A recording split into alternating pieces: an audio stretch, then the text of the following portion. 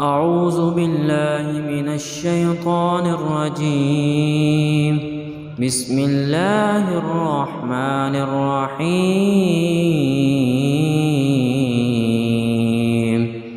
ألف لام ميم.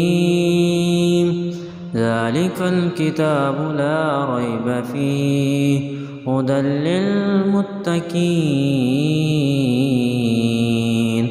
الذين يؤمنون بالغيب ويقيمون الصلاة ومما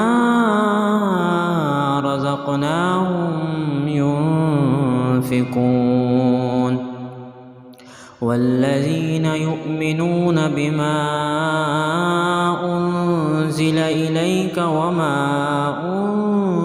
أنزل من قبلك وبالآخرة هم يوقنون أولئك على هدى من ربهم وأولئك هم المفلحون إن الذين كفروا سواء عليهم أأنذرتهم أم لم تنذرهم لا يؤمنون